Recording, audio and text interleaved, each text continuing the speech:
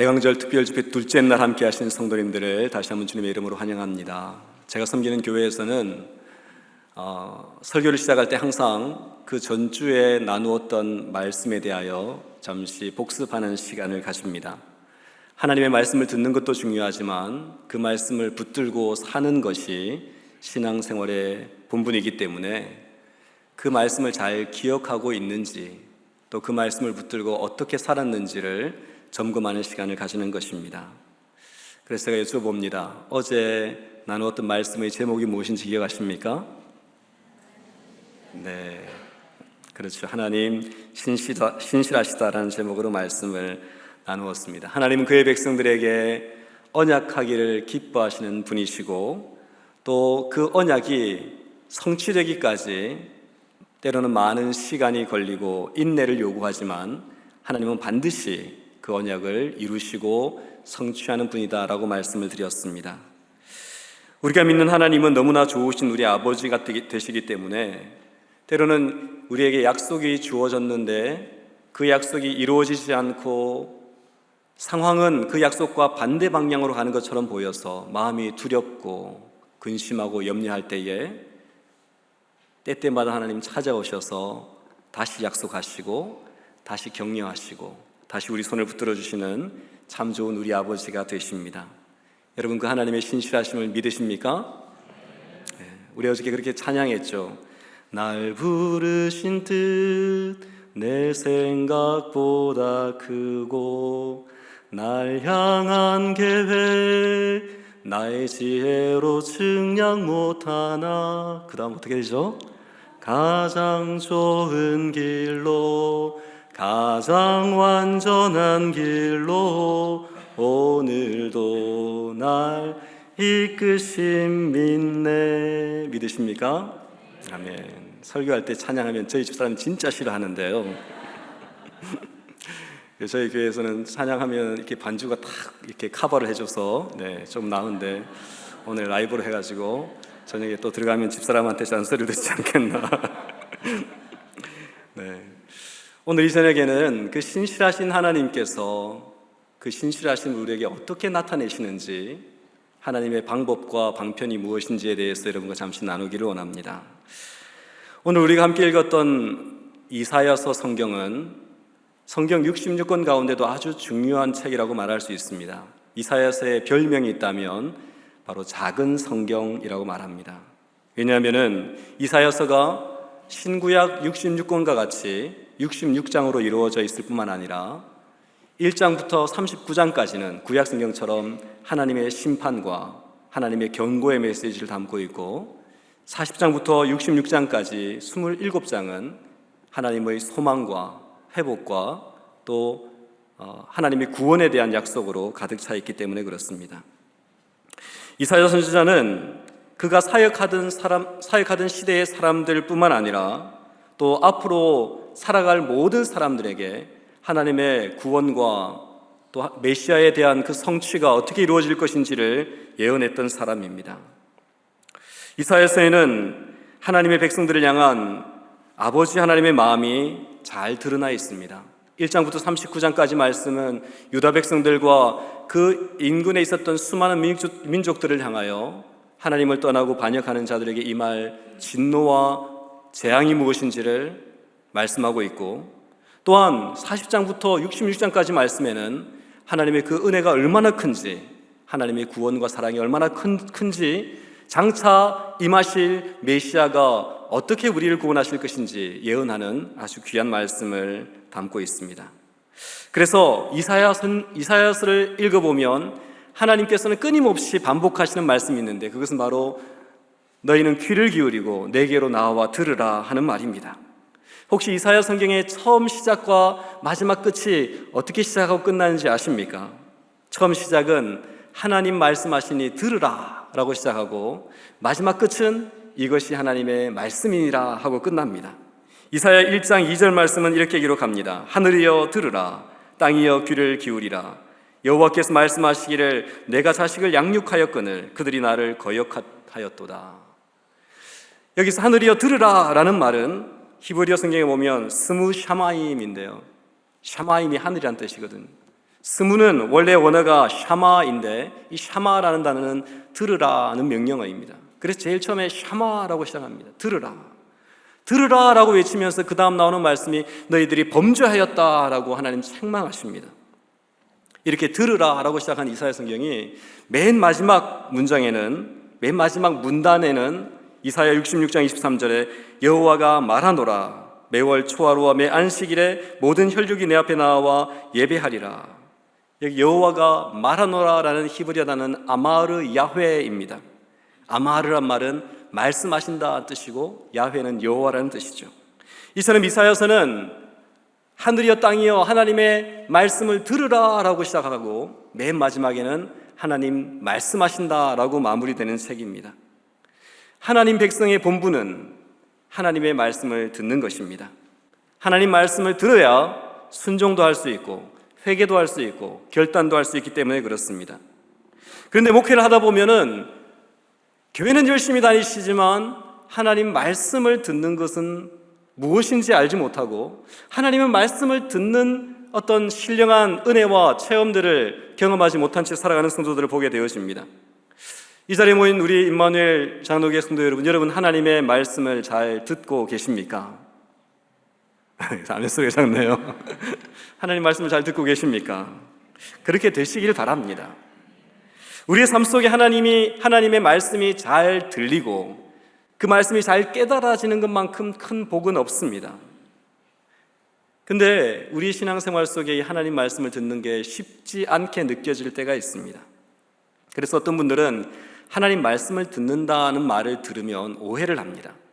하나님 말씀을 듣는다는 것은 구약의 선지자들처럼 어느 날 갑자기 이상한 꿈을 꾸거나 어떤 이상한 환청이 들리거나 그렇게 해야지만 하나님 말씀을 듣는 것이라고 생각하는 것입니다. 그래서 제가 이전에 사역했던 교회 중에는 너무 이런 좀 극단에 치우친 분이 계셨어요.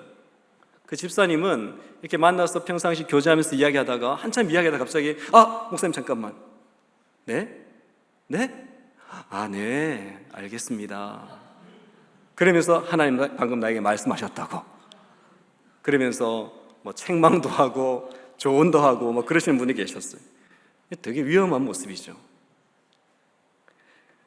하나님께서는 우리에게 어떻게 말씀하십니까? 하나님은 그의 백성들에게 말씀하기를 기뻐하시는데 어떤 모습으로 말씀을 하십니까? 로마서 10장 17절 말씀 이렇게 기록하죠. 믿음은 들음에서 나며 들음은 어떻게 된다고요? 그리스도의 말씀으로 말미암았느니라. 우리의 믿음은 들음에서 나는데 그 들음은 그리스도의 말씀으로 말미암았다라고 합니다. 근데 이 그리스도의 말씀이 무엇을 가리키는 것입니까? 로마서 10장 말씀을 여러분 잘 읽어보시면 사도 바울은 로마서 10장 말씀에서 믿음과 들음과 또한 그리스도의 말씀의 관계를 로마 교회 성도들에게 설명하고 있는데요. 성경을 좀 연구해 보시면 사도 바울이 이 로마서 10장을 기록할 때에 구약 성경 말씀을 계속 인용하는 것을 보게 되어집니다. 여러분 신약에 있는 성경 중에 구약의 말씀을 제일 많이 인용한 성경이 무슨 성경인지 아십니까? 무슨 성경일까요? 네, 분위기상 로마서일 것 같은데 로마서가 아니라 히브리서이죠. 히브리서는 정말 놀라운 책입니다. 어려운 책이기도 하지만 히브리서는 구약의 하나님의 예언의 말씀이 신약의 그리스도를 중심으로 어떻게 성취되었는지 한 구절 한 구절 가져다가 신약적인 개념으로 풀어준 책이죠.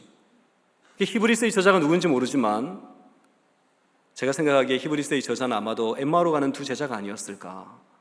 왜냐하면 엠마오로 가는 두 제자에게 예수님께서 나타나셔서 구약에 쓴 바 자기에 관한 모든 것을 가르쳐 주셨거든요. 제 망고 제 생각입니다 그냥. 근데 이 사도 바울도 구약의 전문가였기 때문에 로마서를 쓸 때에 신약의 편지를 쓸 때에 구약의 성경들을 인용하며 씁니다. 이 로마서 10장 말씀을 쓸 때에는 구약의 성경 중에 특별히 이사야서 말씀을 많이 인용을 합니다.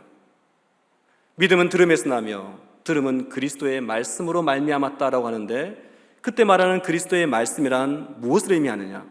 바로 구약으로부터 예언되어진 예수 그리스도에 대한 예언의 말씀을 말하는 것입니다. 다시 말해서 사도 바울이 말하는 그 믿음이 성장할 수 있는 들음은 곧 하나님의 말씀인 성경으로 말미암아 믿음이 성장할 수 있다는 것이죠.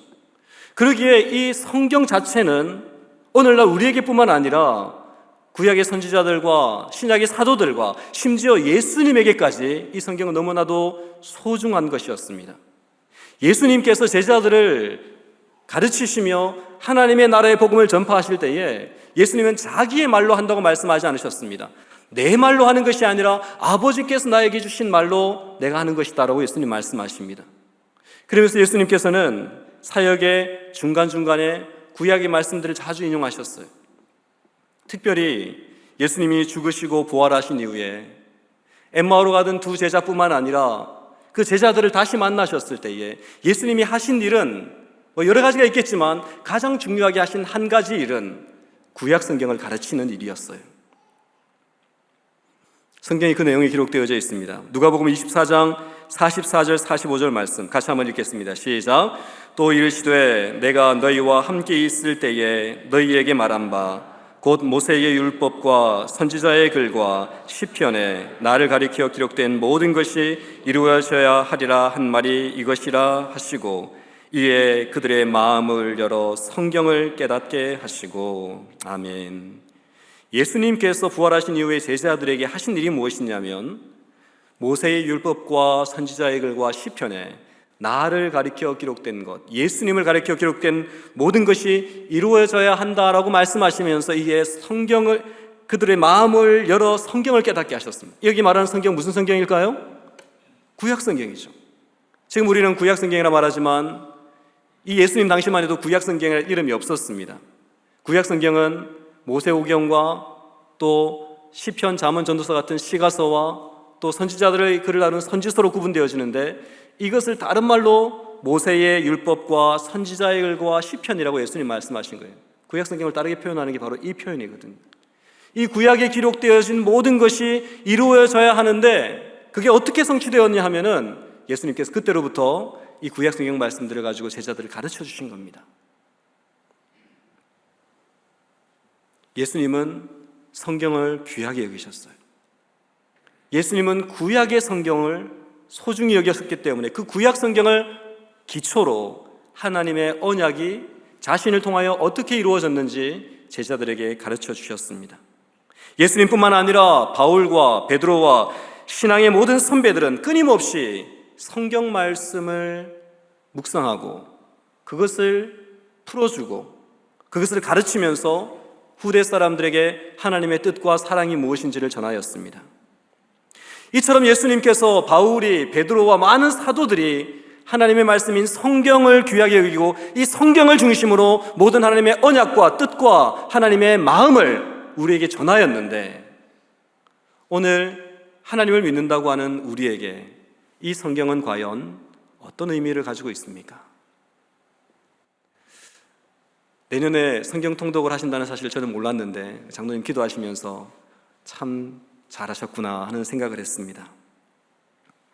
저는 이 시대를 살아가는 현대의 그리스도인들이 하나님의 음성을 잘 듣지 못하는 이유, 하나님의 뜻을 잘 깨닫지 못하는 이유, 교회는 다니지만 신앙생활이 견고하고 성장하지 못하는 이유는 다른 데 있는 것이 아니라 성경을 모르기 때문이라고 생각을 합니다. 제가 목회 현장에서 성도들과 함께 성경을 공부하고 가르칠 때에 저는 가끔 충격을 받을 때가 있습니다. 제가 섬겼던 교회에서는 계속 제자훈련을 했는데 신앙생활한 지 30년, 40년 지난 장로님, 권사님들과 함께 또 안수 집사님들과 함께 제자훈련을 할 때마다 제가 좀 충격을 받습니다. 이 제자훈련을 하게 되어지면 우리가 믿는 믿음의 내용이 무엇인지를 한 세너 시간 동안 이렇게 이야기하는 그런 기회를 가지는데요. 우리가 믿는 하나님은 누구신지, 예수님은 성경에서 누구라고 하시는지, 성령님은 어떤 일을 위해서 오셨는지, 교회는 어떤 공동체인지, 또 구원과 재림은 어떻게 이루어질 것인지 이런 데 대한 신학적인 내용들을 나누게 되어집니다. 그런데 너무나도 기본적이고 너무나도 가장 상식적이라고 생각하는 성경의 진리에 대하여 의외로 많은 분들이 잘 모르고 계십니다. 잘못된 것을 옳은 것이라고 믿고 있는 분들도 계시고요. 물론 임마누엘 장로교회 성도님들 중에는 그런 분들이 안 계시겠죠. 맨날 우리가 사용하는 성경의 용어들의 의미도 모른 채 그냥 하시는 분들도 계십니다. 할렐루야, 우린 다 아시죠. 임마누엘 장로교회인데 임마누엘이 무슨 뜻인지 모르시진 않겠죠. 호산나 찬양했는데 그 호산나의 뜻이 무엇인지도 모르고 자기는 알고 있다고 생각을 해요. 제가 여쭤보면 무슨 뜻입니까? 그러면 하나님 우리와 함께 계시다. 아니죠. 그건 임마누엘이죠. 호산나는 지금 우리를 구원하소서 이런 뜻입니다. 그렇죠? 이런 가장 기본적인 것부터 시작해서 성경이 말씀하시는 가장 중요한 구원의 진리, 믿음에 대해서 잘못 알고 계신 분들이 많은 것을 보게 되어집니다. 한 번은 제자 훈련을 하고 숙제를 내어드리는데 성경 통독 숙제가 있었어요. 신약을 읽고 오시라 하고 이제 숙제 검사를 하는데 한 집사님이 아주 심각한 표정으로 와서 질문을 합니다. 목사님, 제가 성경을 읽으면서 깜짝 놀랄 사실을 하나 발견했습니다. 분명히 마태복음에서 예수님이 태어나셨는데 누가복음을 보니까 예수님 또 태어나시네요. 예수님 2번 태어나셨습니까? 이 질문에 고개를 끄덕이면 진짜 이상하다 하시는 분 계시면 문제가 심각한 거죠. 성경을 너무 안 읽으시다 보니까 공관복음이 무엇인지, 성경이 말씀하시는 어떤 구속사의 흐름이 무엇인지를 잘 모르시다 보니까 이렇게 참 웃지 못할 질문을 하시는 분들도 만난 적이 있습니다. 성도 여러분, 오늘 우리가 살아가는 이 시대는 길을 잃어버린 혼미함의 시대라고 말할 수 있습니다. 많은 교회와 또 성도들이 하나님 기뻐하시는 진리가 무엇인지, 하나님께서 원하시는 도덕적, 윤리적, 신앙적 가치가 무엇인지를 분별하지 못한 채 자기 생각으로 살아가는 시대에 우리는 살고 있습니다.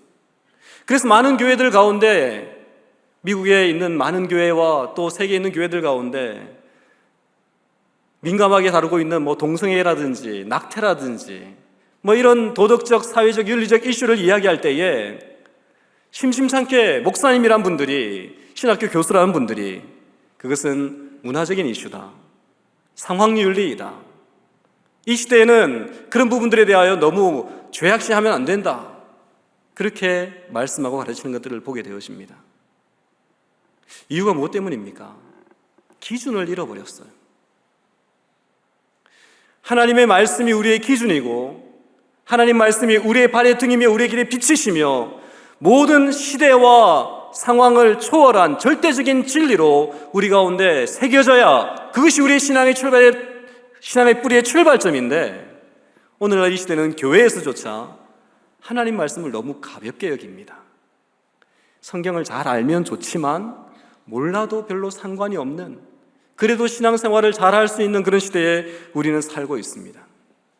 하나님의 말씀, 성경을 중요하게 여기지 않으니까 성경 아닌 다른 곳에서 하나님의 뜻을 찾기 위해 애를 씁니다.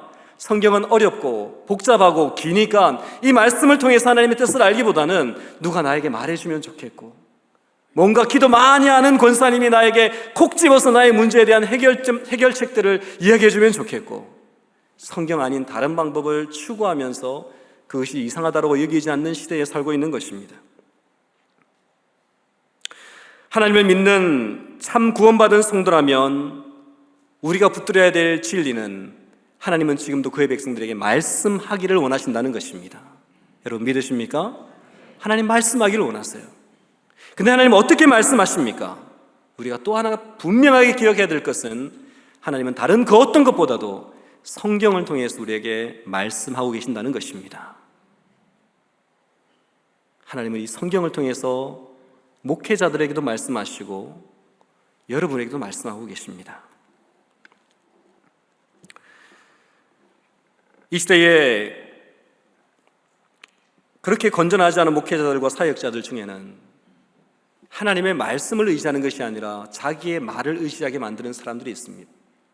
이른바 성령 사역을 하고 은사를 가진 사람이라고 하는 많은 사람들 중에는 그 성령의 이름으로 사역을 하긴 하는데 맺어지는 열매가 하나님이 아닌 자기를 의지하게 만들고, 성경이 아닌 자기의 말을 따르게 만들고, 교회가 아닌 자기 자신의 세력을 부풀리려는 사람들을 보게 되어집니다. 그런데 어리석게도 많은 사람들이 그런 카리스마가 있고 뭔가 있어 보이는 듯한 사람들의 미혹에 많이 끌려가고 미혹되는 것을 보게 되어집니다. 때로는 협박을 하기도 하고 때로는 저주를 하기도 하면서 사람들을 미혹합니다. 성도 여러분, 절대로 이런 악하고 어지러운 혼미한 사역자들에게 현혹되지 마시길 바랍니다. 하나님 너무나 싫어하십니다. 하나님 오늘도 그의 백성들에게 이 성경 말씀을 통하여 성령의 능력 가운데 진리를 가르치시고 깨닫게 하기를 원하시는데, 하나님이 기본적으로 우리에게 주신 가장 좋은 선물인 성경과 성령과 교회를 등한시한다면 우리는 하나님께 가까이 가기 어렵습니다. 예수님께서 부활하시고 승천하면서 이 땅에 남기신 세 가지 선물이 있죠. 성경, 신약성경, 성령님, 교회, 이 세 가지 선물입니다. 우리의 신앙은 철저하게 이 세 가지의 뿌리를 박아야만 합니다. 근데 앞에서 지금 이 성경이 너무나도 중요하고 하나님이 말씀하신다는 사실을 역설하고 있는 저 자신조차도 사실은 20대 중반이 될 때까지 성경을 그렇게 좋아하지 않았습니다. 제 삶을 되돌아보면 저는 이 신앙생활을 아주 잘 할 수 있는 그런 배경에서 태어나고 성장을 했습니다. 저희 아버지는 목사님이셨어요. 어릴 때부터 저는 교회에서 살았습니다. 저희들 친구들 중에는 교회 간다고 성경 읽는다고 집에서 핍박받았다는 그런 이야기를 종종 하는데, 저는 성경 안 읽는다고 핍박을 많이 받았습니다. 옛날에 한국 교회는 이제 목사님 사택이 교회 안에 있었는데요, 저희 아버지가 섬겼던 교회도 사택이 교회 안에 있었습니다. 넘어지면 코 닿을 거리보다 더 가까이 있었습니다. 주방에 문을 열면 아버지 설교하러 올라가시는 강대상하고 연결되는 문이 있었습니다. 그래서 어린 시절 교회는 저에게 어떤 다른 예배 처소라기보다는 놀이터였어요. 놀이터. 주중에는 늘 거기 가서 피아노 치고 뛰어다니고 예배 시간만 잠시 성도들한테 빌려주고 나머지 시간은 제가 노는 놀이터였습니다. 근데 그렇게 목사의 아들로 태어나고 자란 제가 어릴 때부터 신앙으로 말씀으로 잘 성장을 했을까요? 어린 시절의 저의 모습을 되돌아보면 저의 모습은 하나님 보실 때 그렇게 예쁘지 않았던 것 같아요. 엘리의 두 아들인 홈니와 비누하스처럼 하나님 것을 내 것으로, 가끔씩 어머니가 구역 예배 가서 구역 헌금 받아오면 그 지갑 열어서 50원짜리 100원짜리 동전 훔쳐다가 오락실에 가서 오락하고 죄송합니다. 네. 그렇게 어린 시절을 보냈습니다. 나이가 들어서 이제 대학에 진학하려고 할 때에 아버지께서는 저에게 강요를 하셨습니다. 어릴 때부터 저한테 그렇게 세뇌 교육을 좀 시키셨거든요. 제가 6남매 중에 막내 아들로 태어났는데 저를 품에 안고 창섭아 너 커서 뭐가 될래 하면 과학자요 하면 엉덩이를 탁 때리시는 거예요. 대통령 탁 때리시는 거예요. 목사님 하면 아이고 착하다 내 아들 하면서 초코파이 주시면서 세뇌 교육을 시키셨어요. 그래서 제가 대학 시험을 칠 때에 그때는 1차, 2차가 있었는데 전기대 시험을 한국에 있는 항공대 시험을 쳤다가 아쉽게 떨어지고 후기대를 치지 않고 재수를 하려고 생각했었는데 아버지가 효도하는 셈 치고 신학교에 한번 시험을 쳐보라고 권유를 하셔서 신학교를 갔습니다. 신학교 시험을 치고 결과를 보니까 뜻밖의 또 장학생으로 합격을 했어요. 그래서 다시 그 고3 시절의 괴로운 시간을 보내기가 싫어가지고 1학기만 다녀보고 마음에 안 들면 다시 재수를 하자 하고 학교를 갔는데, 참 하나님 너무나 재미있고 놀라운 분이신데 1학기 수업을 시작하기 전에 오리엔테이션을 갔는데 세상에서 제일 예쁜 자매를 보게 하셨어요. 첫눈에 사랑에 빠져가지고 내가 이 학교는 찍어도 다녀야 되겠다. 네. 그래서 그 자매하고 결혼을 했습니다. 네. 아무튼 그건 중요한 건 아닌데요. 신학교를 가면서 이제 목사 아들에서 신학생이 되고, 또 신학생이 된 이후에 저희 아버지가 저를 보면서 한 학기만 다니고 그만둘 것 같은 놈이 계속 신학교를 다니니까 너무 놀라워가지고 친구 목사님께 부탁을 해서 바로 전도사 사역을 시작하게 했었습니다. 전 자매 때문에 학교를 다녔는데 그것도 모르시고 전도사로 저를 사역을 시키셨어요. 근데 주변의 사람들은 제가 가지고 있는 타이틀에 잘 쏙는 것 같았습니다. 목사 아들이 신학교를 가더니 전도사님이 됐다고? 야, 정말 신실하고 착하구나 하면서 저를 되게 좋은 시선으로 바라보시는 것입니다. 근데 저는 전도사가 되긴 했지만 그때 부산의 영도에 있는 작은 교회를 섬겼는데 주일이 될 때마다 마음이 너무 괴로운 거예요. 그리고 교회 가는 게 너무 힘들었습니다. 왜냐하면 주일학교 중고등부 아이들을 앞에 앉혀놓고 하나님 살아계십니다, 하나님 우리를 사랑하십니다, 기도하면 응답하십니다 하면 아이들이 아멘 하는데 설교를 마치고 딱 내려가면 제 속에서 마귀가 저한테 한마디 하는 거예요. 니는 믿나? 경상도 사투리에서 잘 못 알아들으시겠습니까? 너는 믿냐? 이렇게 묻는 거예요. 근데 그 질문을 딱 받는 순간 너무 당황스러운 거예요. 왜냐하면 제 속에 그걸 안 믿는 거예요, 제가. 왜냐하면 저는 하나님이 살아계신다는 확신도 없었고 또 이런 하나님의 말씀, 성경이 뭐 송이꿀보다 달다 그러는데 달기는커녕 읽으면 잠만 오는데요. 그땐 그랬어요. 그래서 마음이 너무 괴로운 것입니다. 교회 가기가 너무 싫은 거예요. 근데 제 속도 모르고 그때 목사님은 저에게 새벽 기도를 맡기셨어요. 보통 이제 새벽 기도를 가지면 새벽 한 4시 반쯤 일어나서 이제 기숙사에서 자취방에서 산을 내려가서 버스를 타고 한 20분을 가야지 교회를 갈 수 있었는데 4시 반에는 일어나야지 늦지 않는데 어느 순간 시계가 올려서 딱 보니까 거의 5시가 가까이 됐는 거예요. 깜짝 놀래가지고 막 정신없이 달려가서 버스를 타고 강대상에 딱 섰는데 팬티만 입고 있는 거예요. 꿈이었습니다. 그런 꿈을 꿀 정도로 제가 너무 스트레스를 많이 받았어요. 제 속에는 끊임없이 마귀가 참소를 합니다. 너는 믿지도 않으면서 어떻게 설교를 하느냐? 넌 안 믿으면서 왜 넌 다른 사람에게 하나님 믿으라고 강요하느냐? 넌 자격이 없다. 당장 그만둬. 신학교 다니는 것, 전도서 당장 그만두라고.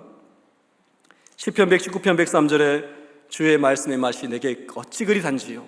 내 입에 송이꿀보다 더하니이다. 저는 정말 아멘이 안 나오더라고요. 그 정도로 신학교를 다니고 전도사가 되었지만 사역을 했지만 성경 말씀은 저에게 중요하지 않았습니다. 근데 이런 저의 모습을 하나님이 얼마나 안타깝게 보셨을까요? 아버지 등 떠밀려서 신학교 가가지고 자매 때문에 계속 신학교 다니면서 뭐 어찌어찌하다 보니까 교회도 섬기고 전도사 섬기는데 확신도 없고 자기 속에 고백도 없이 이렇게 섬기는 게 얼마나 하나님 앞에 답답하셨겠습니까? 근데 긍휼이 풍성하신 하나님께서 저의 모습을 불쌍히 여기셨어요. 그래서 어느 날 저에게 특별한 은혜를 베풀어 주셨습니다. 그 은혜가 뭐냐면 바로 저를 병들게 하신 거였어요. 1999년 제가 결혼하고 한 해쯤인가 지났을 때였습니다. 그때까지도 제 속엔 계속 그런 영적인 방황들이 있었는데요. 천안에서 이제 수업을 마치고 부산에 내려왔는데 갑자기 머리가 너무 깨질 듯 아픈 거였습니다. 눈동자를 이렇게 움직이면 세상이 막 빙글빙글 도는 것 같고 허리가 끊어질 듯 아프고 그래서 뭐 과로를 했나 하룻밤 자고 나면 좀 괜찮겠지 생각을 하고 억지로 잠을 청했습니다. 일찍 잠자리에 누웠는데 너무 아파서 잠을 못 자겠는 거예요. 그래서 견디다 못해서 이제 자정쯤 됐던 시간에 일어나서 옆에 있던 아내를 깨워서 죽을 것 같으니까 병원에 좀 데려달라고 했습니다. 그때 제가 부산 연산동에 살고 있었는데 그 연산동에 노타리 근처에 그 부산 시립병원이 있었습니다. 그래서 그 시립병원 응급실에 들어갔어요. 자정이 넘은 시간에 응급실에 들어가서 의사들이 저에게 피를 뽑고 여러 가지 검사를 했습니다. 병명이 무엇인지 딱 밝혀지지는 않았지만 일단 혈액 검사를 해보니까 백혈구 수치가 정상보다 너무 낮아서 이거 정밀 검사를 해야 된다고 병원에 입원을 해야 된다 그러는 거예요. 그 이전까지 제가 한 번도 병원에 입원해 본 적이 없었습니다. 그래서 뭐 좀 쉬면 좋겠지 생각하고 입원하는 것도 좀 좋은 경험이겠거니 하고 이제 입원을 했습니다. 제가 그때 입원했던 병실은 중환자실이었어요. 6명의 환자가 함께 방을 썼는데 저 맞은편에 있었던 분이 32살 된 청년이었는데 대장암 말기였습니다. 제 왼쪽 편에는 얼굴이 펄근한 50대 아저씨였는데 급성 간염 환자였고 그 맞은편에는 독일에서 근무하시는 아저씨였는데 췌장암 걸려가지고 투병을 하고 계셨어요. 그리고 그 건너편에는 간암 말기 환자가 있었고 마지막 편에는 제가 잘 기억이 나지 않습니다. 제가 이걸 뚜렷하게 기억하는 이유는 제가 그 처음 그런 장면을 보았기 때문에 저게 되게 충격적인 경험이었어요. 그 병원에 입원하는 그날에 아침에 맞은편에 있던 30대 환자 아저씨에게 인사를 했습니다. 인사를 하고 보니까 성경책 가지고 계셔서 옆에 앉아 계시던 어머니 같이 보이는 분이 권사님이셔서 아이고 전 전도사입니다 하고 인사하고 기도하겠습니다 했습니다. 근데 하루가 지났는데 그 앞에 있는 분이 안 보이시는 거예요. 무슨 일인가 봤더니 하루 사이에 세상을 떠나신 거예요. 깜짝 놀랐어요. 어제까지만 해도 인사했는데 한 이틀쯤 지났는데 저 맞은편에 건너편에 있었던 간암 말기 환자가 또 안 보이는 거예요. 어떻게 됐는지 물어보니까 또 돌아가셨다는 거예요. 저는 죽음이 그렇게 사람이 쉽게 죽는다는 것을 처음 보았습니다. 그 이전까지는 사람이 죽는 것도 보지 못했을 뿐만 아니라 이 사람의 죽음의 과정에 대해서 전혀 생각해 본 적이 없었는데 병원에 입원한 지 3일 만에 두 사람이 세상을 떠나는 걸 보고 사람이 이렇게 쉽게 죽을 수 있구나라는 사실을 알게 되었어요. 그래서 그 한국에는 병원 지하에 영안실이 있는데 제일 쌩쌩했던 분이 저하고 급성 간염 환자 아저씨였기 때문에 두 사람이 이렇게 링게를 끌고 영안실에 조문을 갔다가 오면서 죽음이라는 게 그게 멀리 있는 게 아니구나라는 사실을 알게 됐었습니다. 그런데 정말 제 마음을 두렵게 했던 것은 그분들 때문이 아니었습니다. 저 자신의 상태 때문이었어요. 의사가 아침 저녁으로 와서 회진을 돌면서 제 피를 계속 뽑아가는데 피를 뽑아갈 때마다 안 좋은 이야기를 하는 거예요. 백혈구 수치가 더 낮아졌습니다. 항생제를 좀 더 강하게 써볼게요. 하루가 지났는데 또 안 좋네요. 항생제를 좀 다른 걸 써보겠습니다. 그러면서 병원에 입원한 지 5일째 되는 날에는 저한테 오더니 심창섭 씨 혹시 신을 믿으신다면 가족들이 가까이 있다면 기도를 요청해야 되겠습니다. 백혈 수치가 마지노선에 와 있어서 항생제를 썼는데도 이게 회복이 안 되기 때문에 2m로 떨어지면 이제 폐혈증에 걸려서 죽을 수도 있습니다. 하는데 갑자기 화가 확 나는 거예요. 의사의 멱살을 잡고 싶은 거예요. 아니, 멀쩡한 사람을 다 죽여놓다니. 의사가 너무 싫고 무섭다는 사실을 그때 처음 제가 경험을 했습니다. 저는 너무 무서웠습니다. 이제 결혼한 지 얼마 되지 않은 20대 중반의 나이인데 죽을 수도 있다니. 근데 그 의사의 말이 이렇게 허풍처럼 들리지 않는 이유는 바로 제 앞에서 사람이 죽어가는 걸 봤잖아요. 30대의 청년이 급성 간염 환자가 바로 죽어가는 것을 보면서 나도 죽을 수 있겠구나. 그런 두려움에 사로잡히게 되었습니다. 의사가 저에게 사형 선고 같은 말을 남긴 그날 저녁에는 진짜 잠을 잘 수가 없었어요. 죽음의 공포가 저를 눌러왔습니다. 그래서 그날 밤에는 다시 병원에 있는 예배실로 갔습니다. 예배실에 가서 하나님 앞에 기도를 했습니다. 하나님, 도대체 왜 무엇 때문에 저에게 이런 질병을 주십니까?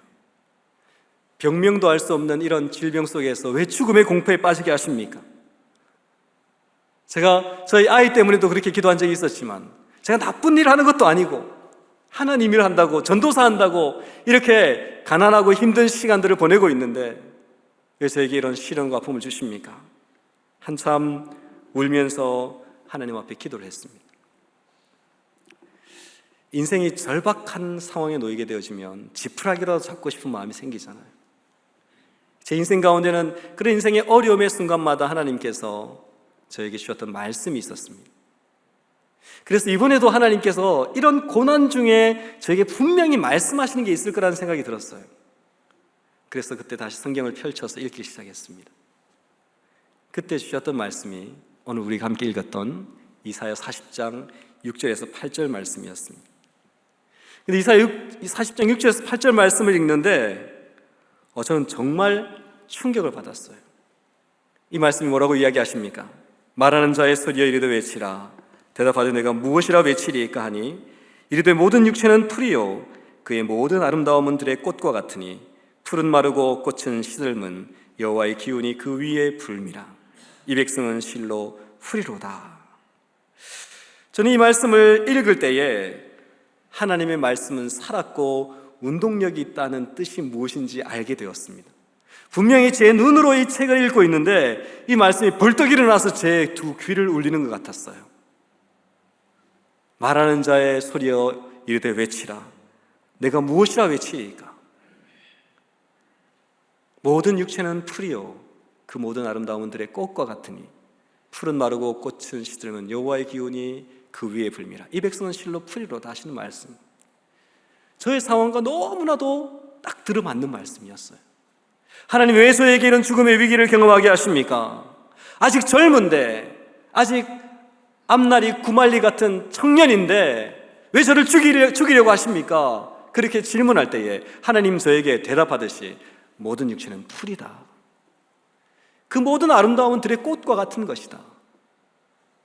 풀이 하루아침에 마르고 꽃이 하루아침에 시드는 것처럼 여호와의 기운이 인생이라는 육체에 한번 불기만 하면 20대의 청년이든 10대의 어린아이든 하루아침에 사라질 수 있는 것이 인생이다. 하나님 저에게 이렇게 말씀하시는 것입니다. 그러면서 하나님 저의 살아왔던 날들을 돌아보게 하셨습니다. 젊고 건강하다고, 아직 힘이 있고 재능이 있다고 잔머리 굴리면서 그렇게 교만하게 살아왔던 저의 모습들을 돌아보게 하셨습니다. 교회를 섬길 때에도 제 마음속에 확신이 없이 어떤 확실한 믿음도 없이 잘난 말빨이나 아버지께 듣고 배웠던 그런 경험들을 가지고 사역하면서 사람들에게 칭찬받고 인정받으니까 잘난 줄 알고 교만했던 제 모습들을 돌아보게 하셨습니다.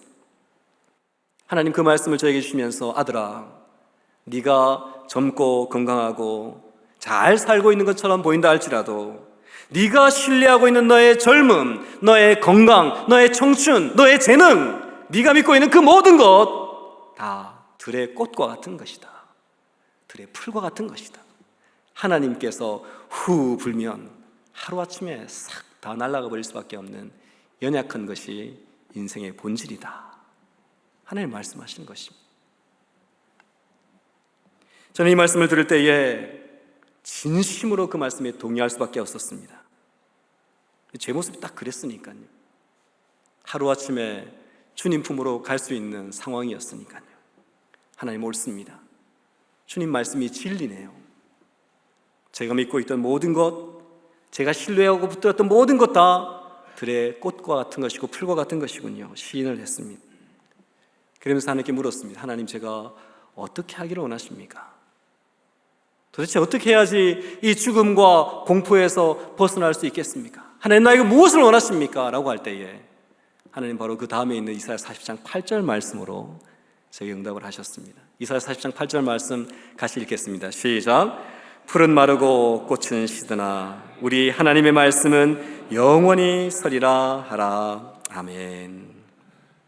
이 말씀을 읽을 때에 정말 머리끝부터 발끝까지 전기가 쫙 오는 것 같았어요. 이것이 해답이구나.